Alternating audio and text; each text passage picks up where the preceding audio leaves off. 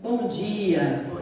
Que o Senhor possa falar conosco de uma maneira incrível, como já falou até agora, né? Eu acho impressionante como Deus... Eu não conversei com Samuel sobre o que ele ia falar, mas está tudo muito na mesma linha e isso é maravilhoso, né? Eu queria dizer algumas coisas antes da gente começar. Primeiro, venham falar com a gente. Eu não sei porquê as pessoas têm problema com palestrante. Parece que tem assim uma... em volta da gente e as pessoas não vêm. E a gente fica sentado sozinho na mesa. As pessoas têm medo de falar, pode vir, vem falar com a gente. Se não tem nada para falar, vem assim mesmo.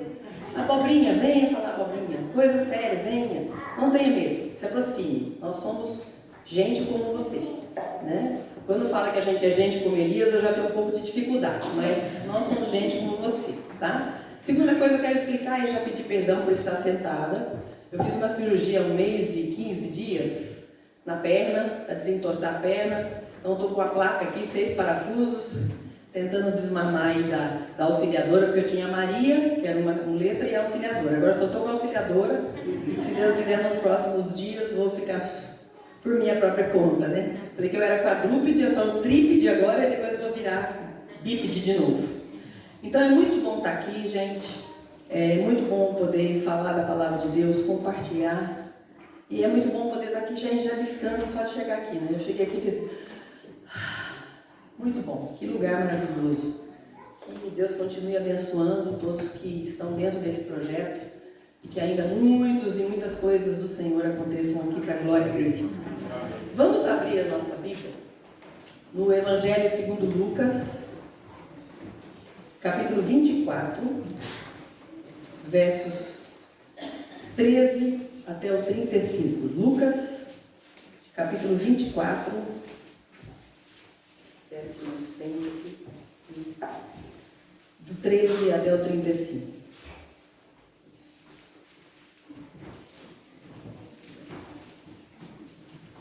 É um texto bastante conhecido, e eu sempre tenho medo de textos muito conhecidos. Quando eu vou ler, eu já falo, Senhor, tem misericórdia de mim.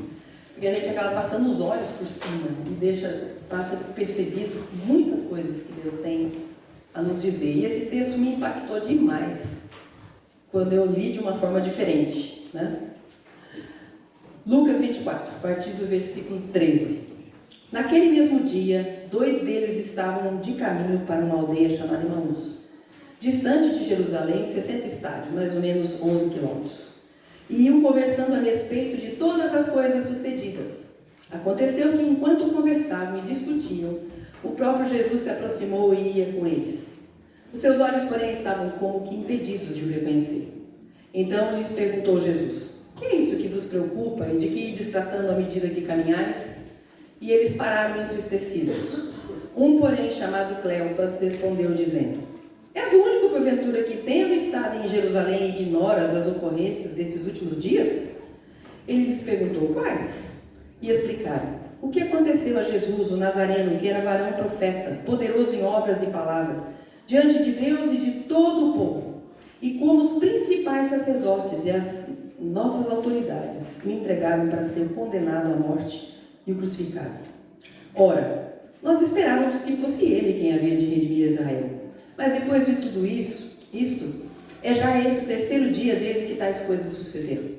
É verdade também que algumas mulheres das que conosco estavam nos surpreenderam, tendo ido de madrugada ao túmulo e não achando o corpo de Jesus, voltaram, dizendo terem tido uma visão de anjos, os quais afirmaram que ele vive.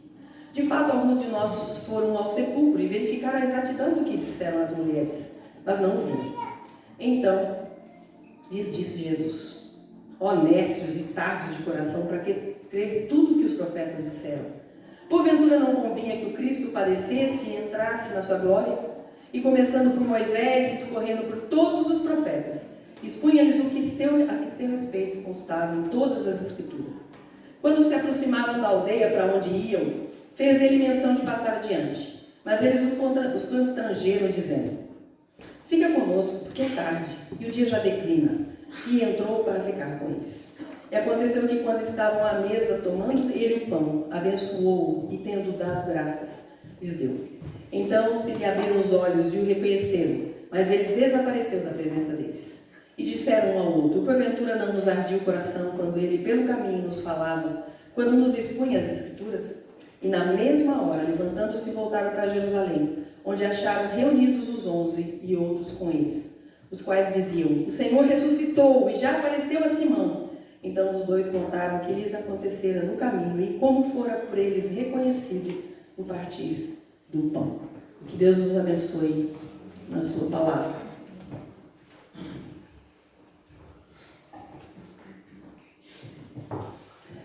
Dizem que há 3 tipos de pessoas: as que fazem as coisas acontecerem, as que assistem as coisas acontecerem e as que perguntam: ué, o que aconteceu? Nós estamos aqui diante de 2 discípulos perguntando isso: ué, o que aconteceu? Eles estavam a caminho de Emaús, ouviram sobre o túmulo vazio e continuaram indo para Emaús. A ressurreição já tinha acontecido, eles já estavam indo embora de Jerusalém como se tudo tivesse terminado. Então eu dividi essa conversa nossa em 3 partes. A primeira, indo de Jerusalém, saindo de Jerusalém, caminho de Emaús e voltando para Jerusalém. O que isso tem a ver conosco?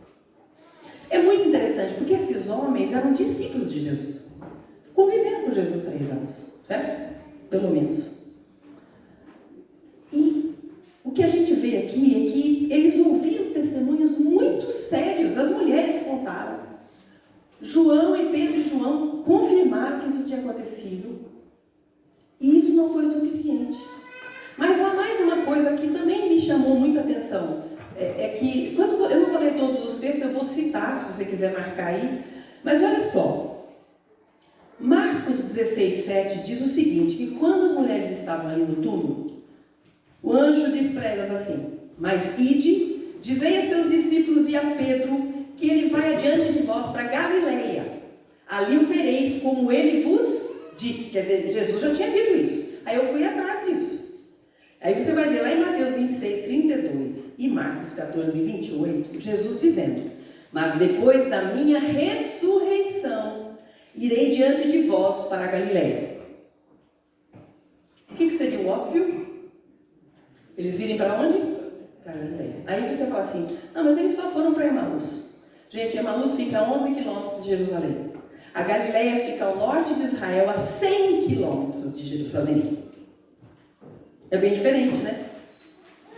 Eles fizeram um movimento contrário. É como se eles realmente não estavam crendo no que Jesus tinha dito. Eles pararam a vida por 3 anos para seguir Jesus. Mas agora eles estavam indo na direção contrária de que Jesus tinha dito para eles. E aí, o que pode levar um discípulo de Jesus a jogar toalha? Que foi isso que eles fizeram. O versículo 16 diz assim, que os seus olhos estavam como que impedidos de reconhecer Jesus. E aí eu comecei a pensar, porque quando Jesus conversa com eles, fala: o que aconteceu que vocês estão assim? A Bíblia diz que eles pararam entristecidos. É interessante porque você vai lendo o texto e você vê que, assim como Elias, né, alguma coisa paralisou esses homens, entorpeceu a fé deles, impediu que eles realmente crescem no que Jesus tinha dito. E eles perderam Jesus no processo. Porque eles caminharam com Jesus não sei quantos quilômetros. Eram 11 quilômetros. Não sei em que ponto Jesus encontrou com eles. Mas eles estavam com Jesus. E eles não reconheceram Jesus. Eles perderam Jesus. Como assim? Não é sério isso? Eu comecei a pensar na minha própria história. Como é possível alguém que viu Jesus tão de perto pode de repente estar tão triste, tão frustrado, tão entorpecido nos seus sentimentos, na sua mente, no seu coração, que você não é capaz de reconhecer Jesus? E se aconteceu com eles que viveram com Jesus ali, ó, sentiram o cheiro dele, pegaram nele, imagina com a gente. E eu vi algumas frases que também mexeram comigo, que dizem o seguinte: quando o que vemos não combina com o que cremos, o coração se torna terreno fértil para o desânimo. Sério, né? A decepção com Deus geralmente nasce de expectativas que Ele nunca prometeu cumprir. Muitos abandonam a fé não porque não amam a Deus, mas por excesso de esperança no resultado que queriam. Observe a afirmação desses homens lá na Bíblia. No versículo 21, quando Jesus pergunta para eles, o que foi, né? E eles estavam explicando. Aí eles explicam a razão pela qual eles estão tão perguntando, o que aconteceu? Eles dizem assim, ora, nós esperávamos que fosse ele que havia de redimir a Israel, mas, depois de tudo isso, já é o terceiro dia, desde que tais coisas sucederam. Gente, se você prestou atenção na leitura, o primeiro versículo aqui, no versículo 43, não, desculpa, no versículo 13, o que diz? É a primeira expressão. Naquele mesmo dia. Que dia? Que dia era esse? O que tinha acontecido?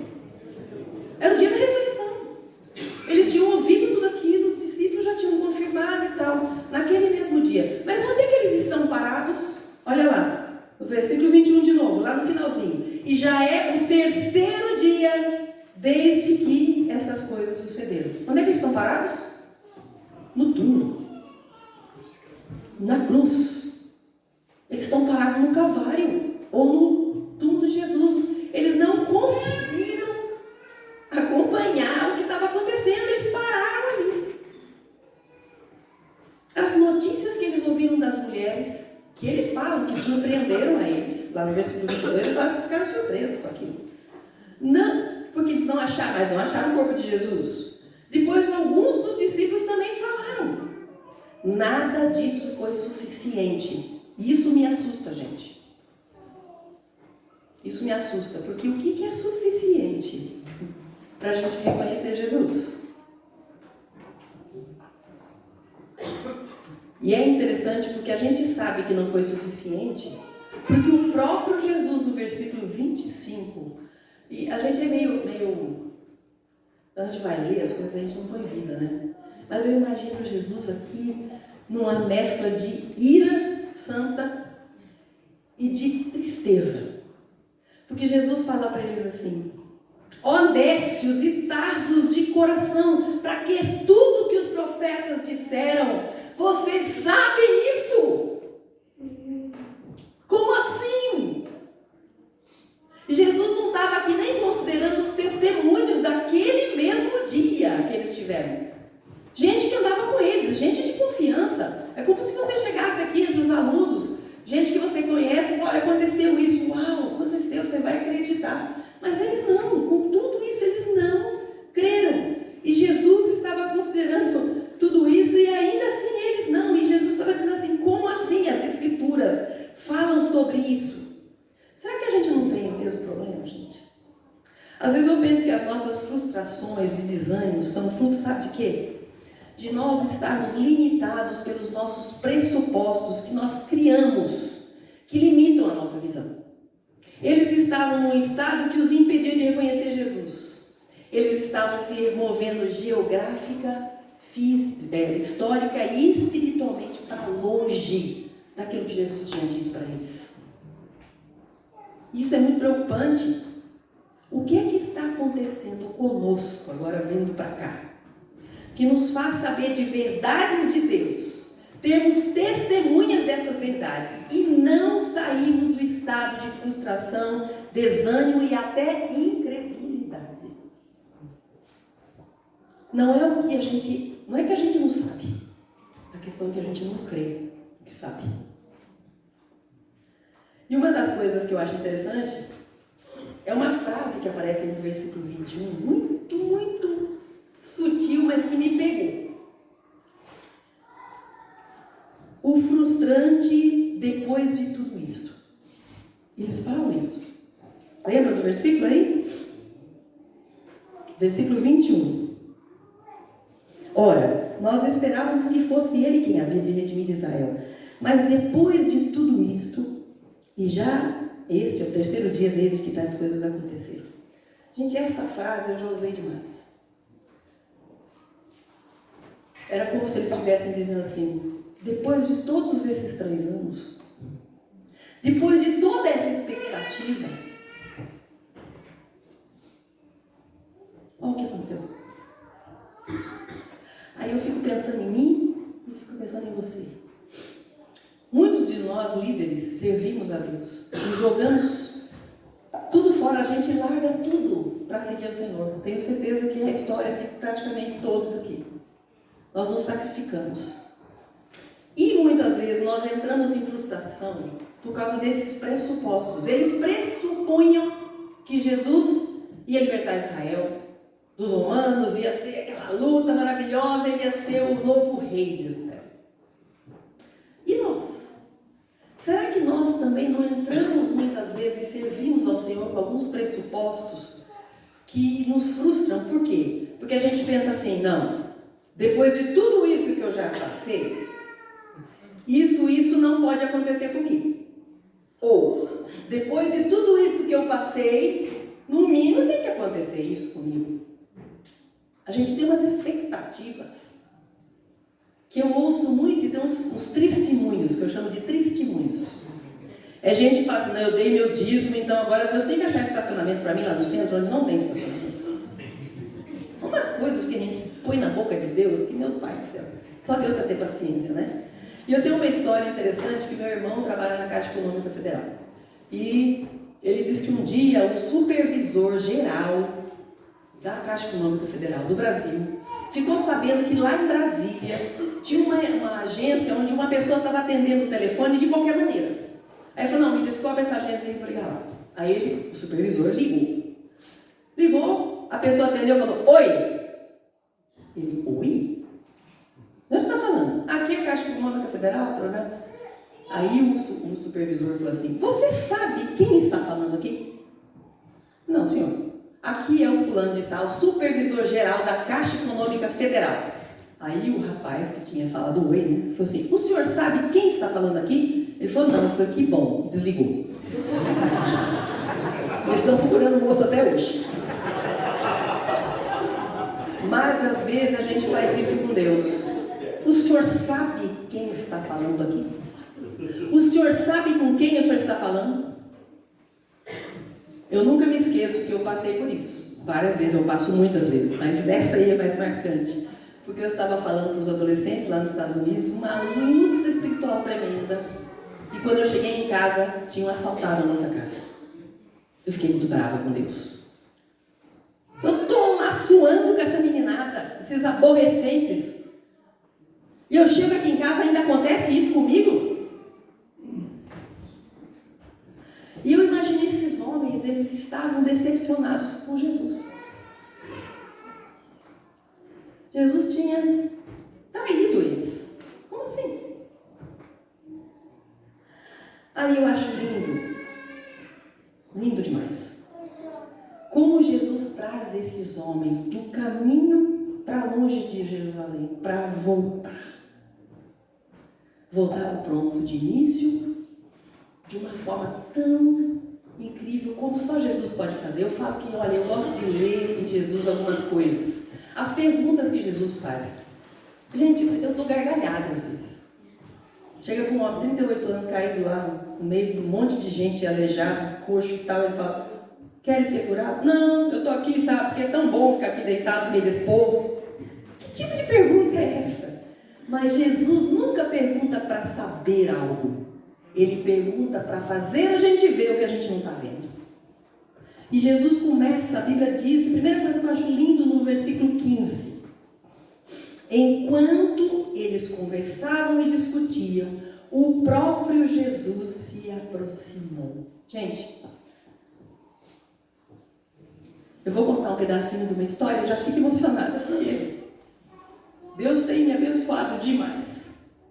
Mas eu cometi um erro muito grande durante muito tempo e ainda tenho essa tendência de achar que nos momentos de frustração e de tristeza é o diabo que vem. E ele vem.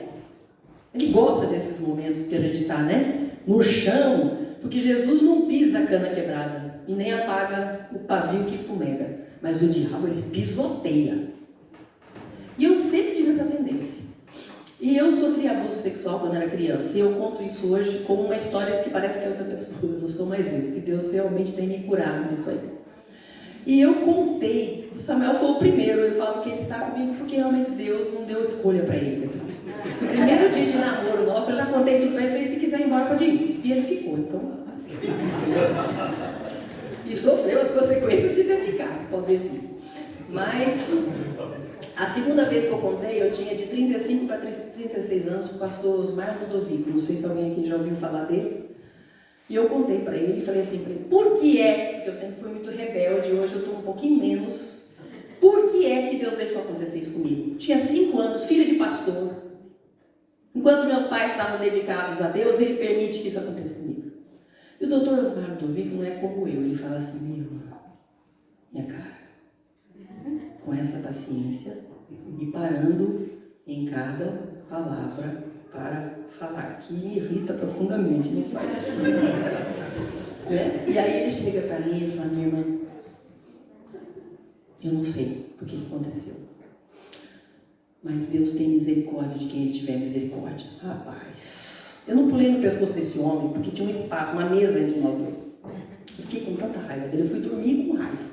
E no outro dia ele ia falar pra gente de um congresso que a gente tinha todo ano, num lugar super isolado, lá nos Estados Unidos, gelado, e era um hotel maravilhoso que tinha lá. E nós fomos, eu não falava com ele, né? Eu queria a morte daquele homem, assim, o mais urgente possível. Aí nós fomos, chegamos no hotel à noite, e assim, era uma escuridão total, era uma região de montanhas, muito escuro mesmo. E uma estrada, nós chegamos, descemos, os meninos nossos eram pequenos, descemos do carro, ele vira para mim, um frio de lascar. Eu não estou passando frio aqui, já vou avisando, mas lá, nem sei quantos graus estava, acho que 5, se tivesse 5 graus. Descemos do carro e falou assim, irmã, vamos andar um pouco? Eu olhei para o Samuel assim, ele lá. Aí pusemos gorro, luva, cachecol, fomos andar numa estrada, era um breu, gente, não tinha luz nenhuma. E tinha cascalho, eu lembro como se fosse hoje, esse som ficou na minha mente e no meu coração. Fomos andando. Eu, assim, comecei a ficar incomodada. Falei, o que isso vai fazer? Vai me estuprar aqui? Vai, sei lá o que ele vai mostrar. Sei lá. Foi assim, em silêncio, os dois andando, no escuro. Aí fomos adaptando o olho, fomos andando. E só aquele barulho. Não me perguntem quanto tempo a gente andou. Não sei. Mas foram os momentos mais longos da minha vida, porque eu fui entrando numa agonia e daqui a pouco eu fui acalmando, vi que ele, só esperando ele falar alguma coisa, e ele nada. Andou. Chegamos num ponto, ele bateu no meu ombro e falou assim, vamos voltar? Viramos. Chegamos na porta do hotel, ele deu um beijo na minha testa, falou boa noite e entrou. Eu fiquei lá, ok. Mas eu entendi. Assim como aqueles homens, eles não entenderam muito bem ainda, mas o coração ardia. Deus estava me dizendo o seguinte, como diz o Samuel, se eu fosse pentecostal, eu diria que Deus me disse. Como eu não sou, Deus me disse. Isso assim. O fato de eu não estar falando, de eu ter estado em silêncio, não significa que eu não estava lá. E a minha cura começou ali. Porque o fato de eu não perceber Deus, muitas vezes é porque o meu coração, como esses homens, com todos esses pressupostos, todas essas emoções torcidas, todas essas expectativas que às vezes Deus nem mesmo passou perto do que Ele pensou para mim, tudo isso faz com que eu seja impedida de ver que Ele estava andando com eles, Ele se aproxima. Que coisa maravilhosa! Não depende do que eu acho ou penso, depende dele, Ele se aproxima e Ele sempre se aproxima. Isso é que é o mais impressionante. Deus não desiste da gente. E a gente vê isso na próxima frase. Diz que Ele se aproximou e, como é que diz lá no versículo 15? Se aproximou e ia com eles. Há 2 textos na Bíblia que me impressionam demais. Um é Gênesis 4:1, não precisa abrir não. Em Gênesis 3:24, Deus expulsa Adão e Eva do paraíso. Coloca lá querubins na porta para eles não entrarem e coloca também uma espada flamejante na árvore da vida, para eles não terem acesso. Eu fico imaginando a sensação de abandono, né? Foi o que veio na minha cabeça. Deus abandonou esses meninos, né? Mas olha o que diz a Gênesis 4:1, que foi o que me surpreendeu. Conheceu Adão a Eva, sua mulher. Ela concebeu, tendo dado à luz a Caim, disse. O que ela disse? Alcancei do Senhor um varão. Deus estava lá fora com eles. Deus não ficou no Éden. Louvado seja Deus por isso. E há outro texto lindo em Êxodo 12, 41 e 42. O povo de Israel, 430 anos escravo no Egito. Eles saem. E a Bíblia diz lá em Êxodo 12, 41 e 42. Aconteceu que ao cabo de 430 anos, neste mesmo dia, no dia que o povo saiu do Egito, todas as hostes do Senhor saíram da terra do Egito também. Deus não ficou lá, Deus saiu com eles. Gente, Deus vai conosco. A gente tem que aprender isso, gente. Essa caminhada minha com o pastor Osmar Tofico foi transformadora para mim. Porque a gente fica esperando sinais, como o Samuel falou, grandes sinais. A gente tem umas expectativas tolas que Deus nunca nos disse que vai fazer. Mas Ele está e anda conosco. E isso tem a ver, não tem a ver com a nossa percepção emocional, física e espiritual. Às vezes eu não estava vendo um palmo na frente da sua mão, como eu não estava vendo naquela caminhada. Mas mesmo não vendo nada, eu vi que Deus estava comigo. Quando eu tinha 5 anos, eu estava com 35. Então, em nome de Jesus, nós temos que começar a rever as nossas expectativas de Deus, porque elas podem fazer com que a gente não o reconheça, especialmente nos momentos mais frustrantes da nossa vida. E é a iniciativa dele. E olha que interessante, Jesus vai trabalhando com eles, né? Obrigada. Esse vassalo que Deus me deu é maravilhoso. Cozinha, lava, passa. Carrega a minha letra para todo lado. E me aguenta, que é o mais incrível. Olha o que acontece. A primeira coisa que Jesus faz, Jesus repreende essa letargia espiritual, que era o que estava acontecendo com eles, quando ele está andando com eles. Ele diz, honestos. O que é honesto? É um cara que não tem muita inteligência, não. Ele não estava chamando de burro, não. Ele estava dizendo assim, o conhecimento que vocês têm da palavra não é suficiente para criar em vocês fé. Isso é necessidade. Quando nós sabemos, não é que a gente não sabe. Jesus não estava falando nada novo aqui. Eles conheciam. E o próprio engraçado que todas as conversas ali no túmulo eram, lembre-se, eu não falei. Então Jesus começa corrigindo isso. Mas parece que as nossas frustrações, os nossos, depois de tudo, isso tudo faz com que a gente demore para ver aquilo que vai tirar a gente daquela posição meio cega, sabe o espelho de carro? É um canto cego, parece que a gente entra nesse canto cego espiritual e não consegue ver. Mas Jesus vai além da inteligência. Vocês estão com problema de compreensão da palavra, mas vocês vão além, vocês são tardos de coração. A emoção de vocês embotou em vocês a possibilidade de crer em tudo que os profetas falaram. Vocês são lentos, vocês estão anestesiados. Vocês sabem, mas vocês não creem. E isso me faz pensar que muitas vezes, gente, a gente como que fala a palavra aqui, estuda a palavra, vocês estão aqui estudando a palavra, vocês correm um risco tremendo, como eu também, de preparar trabalhos, preparar palavras, sermões, meditações para o outro. E você perde a bênção de ser edificado pelo Senhor. Quando eu tenho alguma coisa para preparar, eu vou fazer a minha devocional, eu fico assim, eu tenho que preparar minha devocional, tenho que preparar minha palavra. Aí você vai fazer sua devocional primeiro.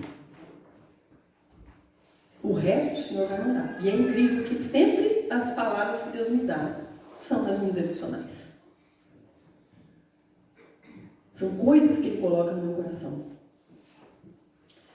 Então, muitas vezes a nossa mente, o nosso coração, não estão conseguindo, pelas frustrações, pelos momentos que a gente vive, pelas dores, pelos traumas, não estão conseguindo reconhecer Jesus, não estão conseguindo crer nesse Jesus incrível que a gente tem.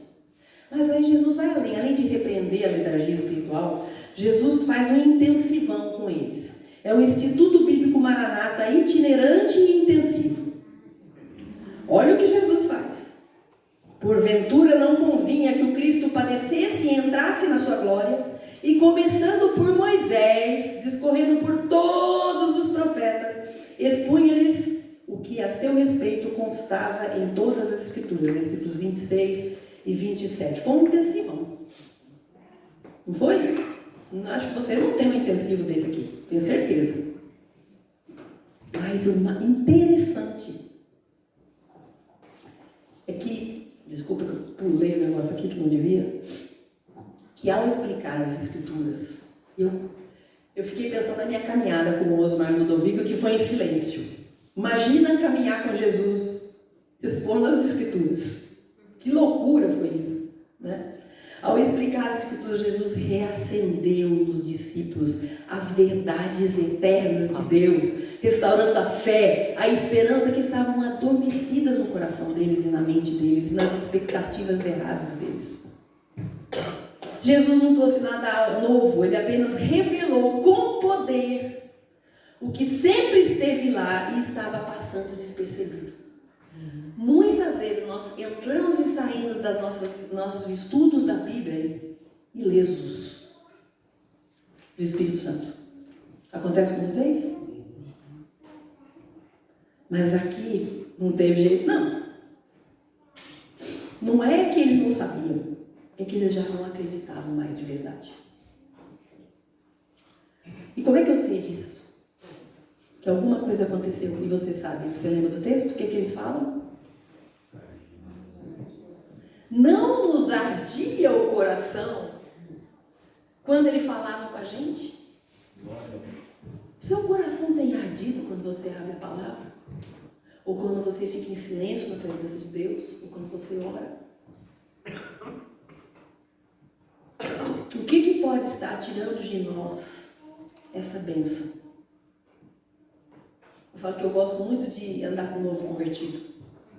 Eles têm fogo suficiente, mas faísca bate na gente, acende outra vez. É muito bom. Mas a gente vai ficando velho, criando umas expectativas tolas. E aí eu estava lendo aqui o texto e vi os discípulos falando para Jesus. Umas mulheres lá falaram que viram, até João e Pedro viram também. Aí eu, na minha sarice, né, eu tenho mania de pensar assim, se eu estivesse lá falando isso, o que é que eu iria estar pensando? Falei, Senhor, acontece com os outros, comigo não acontece não. Eu não vi, não estava lá, eu só ouvi dizer. Já aconteceu com você isso? Parece que isso acontece lá. Eu falo que como pescadora, eu fico irritada com a graça comum.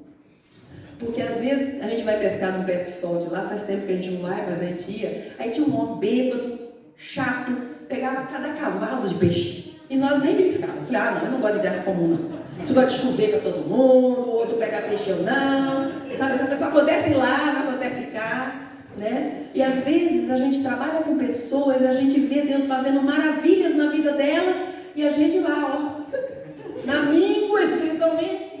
Parece que o negócio não vai para mim, só vai para ele. E eu imagino eles falando isso aqui,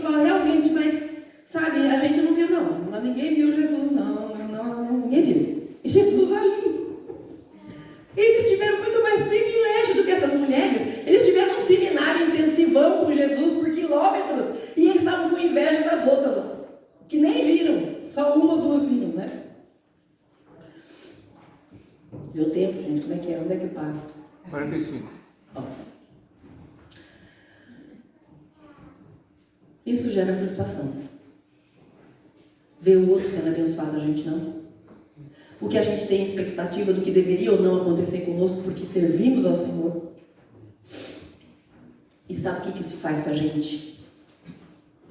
Tira debaixo dos nossos pés verdades eternas que nos firmam, que nos amarram a Jesus, haja o que houver. Amém. Quando eu leio Jó, eu não posso ler muito Jó, não. Mas teve um texto, aliás, eu aprendi isso há uns 10 anos atrás, de ler a Bíblia até que ela me surpreenda. Esse foi um texto que me surpreendeu. E Jó, eu estava lendo Jó. E você já pensou que Jó não achava que era o diabo que estava fazendo aquilo com ele? Ele não fala com o diabo nenhuma vez. Você não vê diabo, você vê diabo no começo. Mas Jó fala com Deus. O Senhor tirou minha família, eu tivesse um aborto, Deus e Deus. O tempo todo ele discute com Deus. Ele não acha que é o diabo que ele está fazendo. Eu perdi alguma coisa da atenção. Não é o diabo, não. É o diabo. Isso é um bom sinal. Quando o diabo se incomoda, eu não me preocupo com isso. Tá ligado? Esse aí tá. Oi. Oi. Até perdi o que eu tava falando. Agora o diabo. Jó. Jó não vê. Mas há um texto em Jó que eu falo, não é possível. Não é possível, gente. O cara tá lá, perdeu os filhos todos, perdeu o dinheiro, bebendo, deprimido. A mulher dele, que era a única coisa que Deus podia levar, ficou. Tô brincando, tadinha. Ela passou por tudo e ainda aguentava Jó bebendo e deprimido, né? Passou por tudo que Jó passava. Tem até um pastor que fez um sermão em apologia à mulher de Jó, né? Porque ela merece mais do que Jó, talvez. Mas Jó chega para Deus e fala o seguinte: ainda que me mates, em ti confiarei. Eu falei, o quê? O coração tem que arder, gente. Se o coração não está ardendo, a gente tem que entrar em estado de alerta. E eu queria encerrar aqui dizendo que nenhum de nós, e vocês sabem muito bem disso, está isento de estarmos anestesiados espiritualmente. A gente está pregando bem, a gente está falando, a gente até tem a devocional da gente, mas a gente está seco pelas expectativas frustradas, por ver bênçãos à nossa volta, mas nunca em nós, né? E eu queria que a gente pensasse nisso. Como está o meu coração? Como está a minha mente? Como a palavra de Deus hoje tem sido esse refrigério, ou que tem me balançado, mas para melhor? Ou será que eu só entrego trabalhos na base da palavra? Eu só falo de coisas que as pessoas, que nem aquela tartaruguinha feita de madeira, né? As pessoas falam assim, e Deus até faz maravilhas, mas eu mesmo não estou sentindo isso. Como Elias, dentro daquela caverna. O cara teve um momento apoteótico e está na caverna. Quer dizer, não adianta acontecer lá. Não adianta acontecer através de você, ou a despeito de você. Tem que acontecer em você. E à medida que acontece em você, você tem cheiro de Deus, o seu olho brilha, você tem viço, você tem forças, ainda que você não tenha. É um negócio incrível que Deus faz. Então eu queria que você desse uma busca profunda no seu coração agora, na sua frustração, depois de tudo isto. Depois de tudo isso, e aí? Pensa um pouquinho. Você está frustrado? Frustrada com o quê? Você tem se sentido esquecido? Esquecida? Teve um cara que falou para nós uma coisa interessante. Ele falou assim, olha gente, igreja. Quem gosta de igreja é pastor. Igreja não gosta de pastor, não. Você vai embora, eles não sentem sua falta. Você já percebeu isso? Chora um pouquinho, umas 2, 3 semanas, aí chega o pastor novo, muda tudo que você fez. Isso é frustrante. Como assim que eu fui esquecido? Né? Qual ou quais os gatilhos do seu cansaço, da sua frustração, do seu medo, da sua ira, da sua incredulidade? Há quanto tempo seu coração não arde na presença de Deus? Jesus, com aquela conversa, mudou geograficamente o coração daqueles homens, emocionalmente o coração daqueles homens e fisicamente eles vão. Estava tarde, o dia já estava acabando. Eram 11 quilômetros, eles foram de noite. A coisa estava ardendo tanto no coração deles, reconhecer que aquele era... Cara, eu ia ficar muito frustrada, para falar a verdade. Eu ia ter uma nova frustração. Quando Jesus sumisse, eu não acredito que a gente perdeu a oportunidade de reconhecer Jesus. Mas eles voltam para Jerusalém para encontrar os discípulos, para encontrar as mulheres e para ouvir as histórias agora com uma nova perspectiva. Uau, eu sei! Que é isso que Deus quer que a gente, quando a gente está pregando, quando a gente está falando, eu sei! Isso é verdade. E muitas vezes nós temos pregado um evangelho feito no Paraguai. Os paraguaios que me perdoem, mas é aquela coisa que não serve para ninguém. Porque não é real. E eu sei que Deus pode usar a gente, mesmo nessa frustração toda, e tem usado. Mas quando a gente fala de coração ardendo, é diferente, gente. E às vezes nós somos tão experts, e vocês correm esse risco aqui no Instituto. A gente fica em expert, em grego, hebraico, em hermenêutica, em apologética, em metas éticas e íticas. A gente fica tão expert que não sobra mais espaço para o Espírito Santo na nossa vida. Então, quando você vai fazer um trabalho, faça o trabalho pensando no professor. Faça o trabalho pensando em Deus. Como é que eu posso glorificar a Deus através disso? E que esse trabalho sirva para outros. Não seja uma coisa que morra aqui, que fique no arquivado. Mas que se transforme num sermão, se transforme numa palavra, se transforme num testemunho. Isso dá uma paginada legal no que você faz. Um dos textos, o primeiro texto que me surpreendeu quando eu comecei a orar para Deus me surpreender, foi Êxodo 31. Eu pedi para Deus me surpreender, eu estava começando no Êxodo 30. Aí se você vai no Êxodo 30, tem lá a receita de fazer incenso, a receita de fazer o óleo não sei das quantas, as cortinas, e eu, Senhor, é a primeira vez que eu peço para o Senhor me surpreender, e eu não estou assim gostando muito desse texto, não. E estou andando, estou lendo, aí chega Êxodo 31. A Bíblia diz assim, Deus encheu do Espírito Santo a Bezalel. E com ele outros homens habilidosos. Eles já eram habilidosos. Mas Deus os encheu do Espírito Santo para fazer toda a obra do tabernáculo. Eu falei, pera um pouquinho. E ele era artesão. Você precisa ser cheio do Espírito Santo para fazer artesanato? Se você faz para Deus, sim.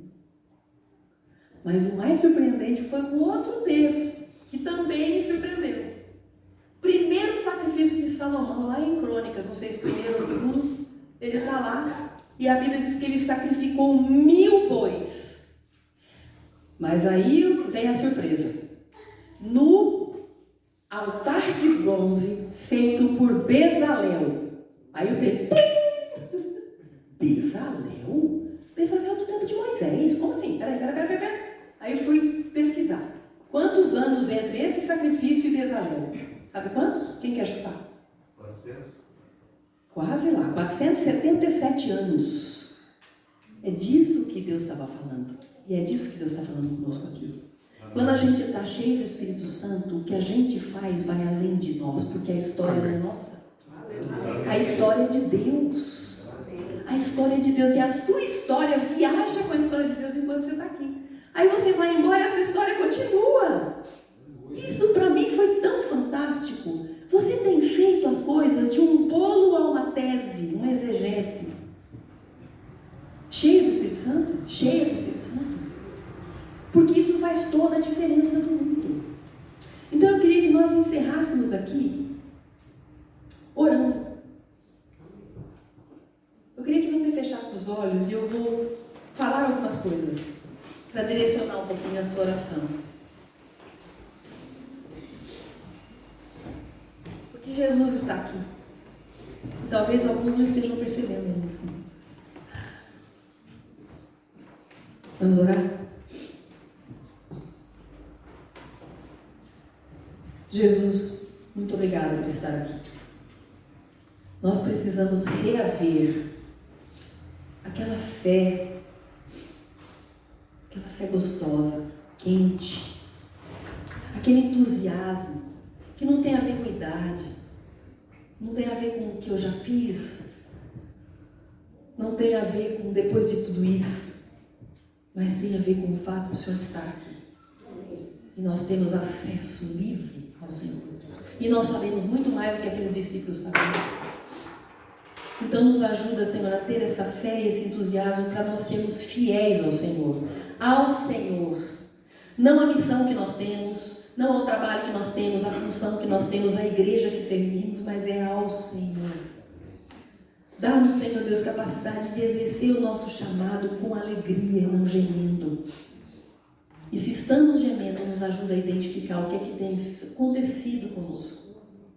Visita, Senhor Deus, essas nossas expectativas erradas e traz a gente de volta, como o Senhor fez com aqueles homens, para o ponto de partida novamente. Porque obrigado, Senhor, permitiu todo.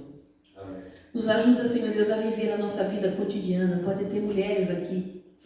Eu, como mulher, a gente às vezes tem que fazer as outras coisas lá fora, mas dentro de casa também, e fica muito exaustivo, muito igual. E parece que não tem sentido. Dá sentido ao nosso dia a dia, Senhor. Nos ensina a fazer todas as coisas para o Senhor e cheios do Senhor. Nos ajuda, Senhor Deus, a começar bem. Há tantos que estão começando aqui. Mas ajuda a gente a terminar bem também, em nome de Jesus. Amém. Reaviva, Senhor Deus, o dom que há em nós, o chamado, a alegria da salvação. Nos ajuda, Senhor, a encarar nossas frustrações, não como se a gente merecesse outra coisa. Nos ajuda a envelhecer. Nos ajuda a estar só, a solteiros, talvez viúvos aqui. Se é isso que o Senhor deseja para nós, que a nossa fé não se apague ou não esfrie. E nosso entusiasmo, porque nós não temos ninguém conosco, mas que nós temos o Senhor e que isso nos baste. Nos ajuda a aposentar, nos ajuda a ser coadjuvante e deixar o palco, se precisar. Nos ajuda a lidar com injustiças que nós muitas vezes vivemos na Igreja de Cristo.